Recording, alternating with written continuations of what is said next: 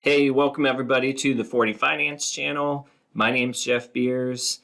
Today we're going to talk about this earnings week that's coming up. It's a massive earnings week, and it's going to tell us a lot about where the market stands and where it goes from here. And it's a very interesting time for the market right now because we're kind of on shaky ground with a lot of the uncertainties that are going on, right? So whether it's the health scare, whether it's housing and interest rates, and then you have the election and so many other things, I really believe that this earnings week is going to set the tone for which way the market is going to go, at least through the end of the year. Quick reminder that my stock picks and projections are just my opinion for your entertainment. Please make sure you do your own research and due diligence before buying any stock. However, if you enjoy stock market analysis like this, then please like the video and subscribe to the channel. It's a small gesture that makes a huge difference for me. Thank you to everybody who's supported the channel so far. And last call out before we jump in, link in the description to join the 40 Finance email list. As soon as you sign up, you get my 15-minute stock analysis guide absolutely free. Check it out in the description if you're interested. All right, so right off the bat this week, if waking up here on Monday morning, you can see that stocks over here are a little light, running down about 2% or so. The Nasdaq's approximately in the same place. And really, it's hard to find a positive headline this morning. And of course, the news is rarely positive these days. You've got housing prices going through the roof. You've got virus cases up. Got stocks coming down. So that's the kind of Monday it is right now. We'll have to see if it sticks, right? Because if you follow the market a lot, just because we roll out this way on Monday, certainly doesn't mean that's the way we're going to end it. Okay, let's get right into why this is such a big week. Okay, so this is the week of October 26th. And this is the most anticipated earnings releases from Earnings Whisperer. I've circled the ones that I'm most interested in terms of the ones that I follow and the ones that I could invest in here in the future. And right off the bat here on Monday after close, we're going to get a big indicator of where consumer stands, in my opinion, because you've got Google/Alphabet coming in right after close. You also have Chegg and Twilio. So a couple notable names there coming in right after earnings on Monday. The Google one, though, is big because that's going to give us our first real taste of how e-commerce is going. Granted, on the advertising side, but we get a little taste of e-commerce. We get a little look at YouTube and try to compare that to like streaming numbers in Netflix. So there's a lot to think about tonight. If you're looking for some light reading, then I would definitely look at the Google earnings report, try to get some insights. Skipping ahead to Tuesday after close, at least for me, Microsoft and AMD are the big ones. Now, Microsoft is the type of company that we're probably not going to see a wide range of outcomes for this one, but it will be interesting to hear their take on the market. They also have a new Xbox coming out. All eyes are going to be on their cloud business, mostly because SAP, which is a German company, they came out this morning and said they had weakness in cloud, and their earnings were basically not good, to say the least. So now, SAP cloud versus Microsoft and the other players' cloud, probably not super comparable, but we definitely don't want to see weakness in the cloud market because that will bring a ton of these tech stocks down, which could be a good thing if you're looking to get in at a discount. AMD, of course, is going to be big coming off of the heels of Intel's earnings report last week. So Intel kind of came out and said PC sales were softer. I think they only had a year-over-year gain of 1%. They also commented on some data center sales weakness, suggesting that a lot of sales for the year were actually pulled forward because of the transition in work from home and the changing cloud needs of different companies. So AMD is going to be super interesting. Then we get on to Wednesday, and now we're starting to get into some real consumer dollars because you got MasterCard and Visa. MasterCard in the morning, Visa after close. You also have UPS, Fiverr. You got Pinterest and Etsy. I'm big on Etsy right now. I'm just really want to pull the trigger on this one. I'll do a full stock review some point this week. I've been biting my nails all week. Should I buy Etsy before earnings? I kind of think that they're going to come in a little bit softer, only because they have such high expectations. I think they're going to come in a little softer and give me a buying opportunity. We'll see, though. What I'm most excited about, though, with Etsy is Q4 with holiday, Christmas creations, all that crap. So that's one that's on my radar, and I'll be digging in super deep on that one. Thursday, before open, we got Shopify, Twitter, Spotify.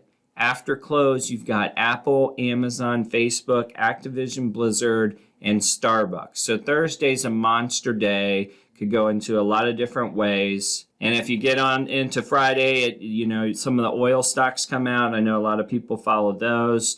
But the bottom line here for me is, what do these earnings tell us about the state of the new economy? We're obviously going to live in a consumer world that's very similar tomorrow as it is today.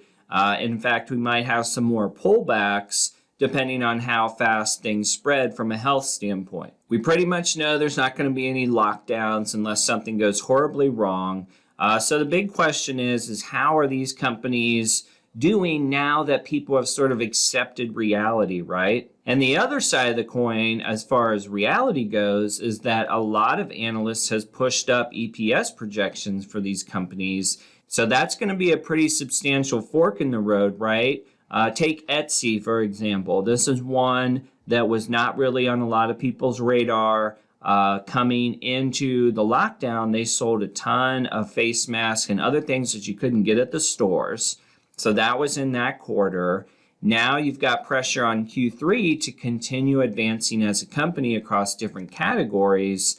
But we can pretty much assume that, face masks are not going to be selling as well in the summertime because the world's kind of caught up to that need. I say we're in a pretty good place right now. The same's going to hold true for something like Shopify. And perhaps even Amazon. So that's why this week is so big, and that's why I think if you get a couple negative wins coming through, both on an earnings and a regular news cycle, that mix might be right for us to get a 10% downturn. It could also turn in favor and set a fire for the next wave of inflated earnings. All right, so looking ahead to tonight, where we got Google right now at 1603. Up here you can see the broad market sell-off that's going on, minus 1.63% for NASDAQ. Google itself is minus 2.31%. Google tanked quite a bit on September 23rd, all the way down to 1400, but it has since worked its way back up to 1601. And if we go over to the analysis portion, these are analysts that are looking at earnings estimates, and you have our current quarter, which is September 30th, 30 analysts providing an average estimate of 1109. The year ago EPS was 1012. So I think in Google's favor here is the EPS is not necessarily wildly higher. And in my opinion, Google often comes out with a fairly reserved outlook. It's very rare for them to come out and just be like, this is the greatest thing ever, we're going to destroy it. They usually come out and are relatively honest with some of the challenges, but then they also kind of get in this sort of reserved mindset. So what will be interesting for Google is they're still comping last year's quarter, right? So can they come in and add another basically dollar to it? We'll have to see. All right, on the AMD side, I can say with AMD, have expectations ever been higher? Probably not, right? Because they've done a lot of great things this year, and people are really oohing and ahhing over their latest product lines. And of course, there's a lot of talk on them coming in and supplanting companies like Intel. Now, they're a long way from that.